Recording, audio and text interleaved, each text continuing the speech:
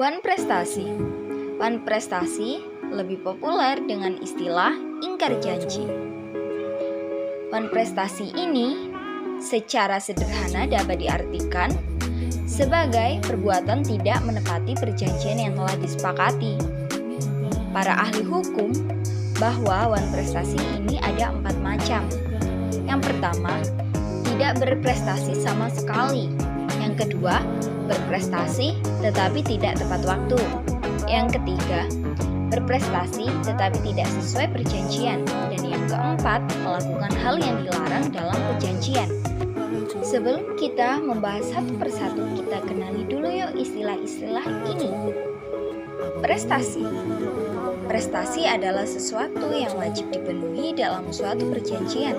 Sederhananya, prestasi bisa disamakan dengan kewajiban. Bentuknya bisa memberikan sesuatu, berbuat sesuatu, tidak berbuat sesuatu. Debitur. Debitur adalah pihak yang memiliki hutang. Nah, hutang di sini bisa kita maknai sebagai bentuk prestasinya, baik dalam bentuk memberikan sesuatu, berbuat sesuatu, atau tidak berbuat sesuatu.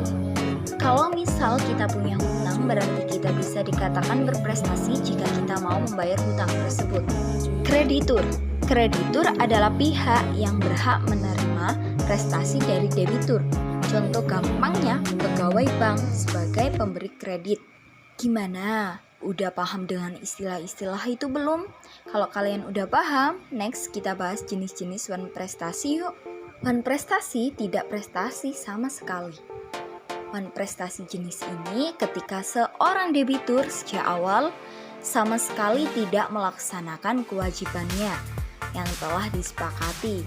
Misalnya, ada perjanjian pembangunan antara si A sebagai pemilik proyek dan si B sebagai penyedia jasa konstruksi. Keduanya sepakat untuk menyelesaikan pekerjaan dalam waktu 1 tahun. Akan tetapi sejak awal si B sebagai penyedia jasa konstruksi sama sekali tidak melaksanakan kewajibannya untuk membangun rumah hingga 3 bulan berturut-turut. Berprestasi tetapi tidak tepat waktu. Wan prestasi jenis ini terjadi ketika seorang debitur tidak melaksanakan kewajibannya hingga waktu yang telah disepakati dalam perjanjian. Dalam wan prestasi jenis ini, ada kemungkinan debitur sudah melaksanakan sebagai wewenangnya atau malah belum sama sekali, sehingga jatuh tempo pada waktu pelaksanaan perjanjian. Contohnya, perjanjian pembangunan rumah antara si A sebagai pemilik proyek dan si B sebagai penyedia jasa konstruksi. Dalam perjanjian dua-duanya sepakat untuk menyelesaikan pembangunan dalam waktu 1 tahun. Dalam perkembangannya, ternyata pihak B tidak bisa menyelesaikan pekerjaannya meskipun sudah 75% berjalan. Berprestasi tapi tidak sesuai perjanjian. Wan prestasi jenis ini terjadi ketika prestasi yang dipenuhi oleh debitur justru tidak sesuai dengan perjanjian yang disepakati. Maksudnya gimana tuh? Jadi pada dasarnya debitur sudah berprestasi, tetapi prestasinya tidak sesuai dengan apa yang telah disepakati. Contohnya, perjanjian pembangunan antara si A sebagai pemilik proyek dan si B sebagai penyedia jasa konstruksi. Dalam perjanjian, keduanya sepakat untuk membangun rumah dengan tinggi 4 lantai. Dalam waktu 1 tahun, pihak B berhasil menyelesaikan pekerjaannya tepat waktu. Akan tetapi rumah yang dibangun justru hanya 3 lantai, bukan 4 lantai. Melakukan hal yang dilarang dalam perjanjian. Wan prestasi jenis ini terjadi ketika salah satu pihak atau lebih melakukan hal-hal yang disepakati untuk tidak boleh dilakukan dalam suatu perjanjian. Contohnya, dalam suatu perjanjian, A dan B sepakat bahwa dalam keadaan apapun tidak boleh melakukan pemutusan kontrak secara sepihak. Akan tetapi di tengah jalan, pihak A melakukan pemutusan kontrak secara sepihak karena pihak A merasa tidak puas dengan hasil pekerjaan yang dilakukan oleh pihak B.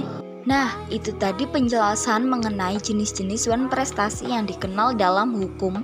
Walaupun udah ditentukan ada 4 macam, tetapi penentuan adanya wan prestasi itu tidak bisa semena-mena dilakukan, melainkan harus mempertimbangkan beberapa hal berikut ini. Yang pertama, penyebab terjadinya wan prestasi. Apakah karena kesengajaan debitur? Apakah karena bencana? Atau karena sebab lainnya yang berada di luar kehendak debitur? Yang kedua, apakah kreditur telah mengingatkan debitur untuk melaksanakan kewajibannya atau belum? Nah, peringatan ini biasanya dilaksanakan sebanyak 2-3 kali. Terus nasib pihak yang dirugikan nasibnya bagaimana ya? Tenang aja teman-teman, untuk pihak yang dirugikan, mereka mempunyai hak untuk mengajukan gugatan ke pengadilan. Namanya gugatan wan prestasi. Dan dari situ pihak yang dirugikan bisa menuntut ganti rugi kepada debitur yang wan prestasi. Keadaan memaksa. Akibat keadaan memaksa. Yang pertama, debitur tidak perlu membayar ganti rugi pasal 1244 KUH Perdata. Yang kedua, beban resiko tidak berubah terutama pada keadaan memaksa sementara. Yang ketiga, kreditur tidak berhak atas pemenuhan prestasi tetapi sekaligus demi hukum bebas dari kewajibannya untuk menyerahkan kontra prestasi kecuali untuk yang disebut dalam pasal 1460 KUH Perdata. Ketiga akibat itu dibedakan menjadi 2 macam. Yang pertama akibat keadaan memaksa absolut dan yang kedua keadaan memaksa relatif. Dalam pasal 1245 KUH Perdata yang berbunyi tidak ada penggantian biaya, kerugian, dan bunga bila karena keadaan memaksa atau karena hal yang terjadi secara kebetulan. Debitur terhalang untuk memberikan atau berbuat sesuatu yang diwajibkan atau melakukan sesuatu perbuatan yang terlarang olehnya. Contoh keadaan memaksa absolut. Si A ingin membayar utangnya pada si B. Namun tiba-tiba pada saat si A ingin melakukan pembayaran utang, terjadi gempa bumi. Maka A sama sekali tidak dapat membayar utangnya pada si B. Dan contoh keadaan memaksa relatif, si A telah meminjam kredit usaha tani dari KUD dengan janji akan dibayar pada musim panen. Tetapi sebelum panen, padinya diserang oleh ulat. Dengan demikian, pada suatu ia tidak mampu membayar kredit usaha taninya kepada KUD. Tetapi ia akan membayar pada musim panen mendatang.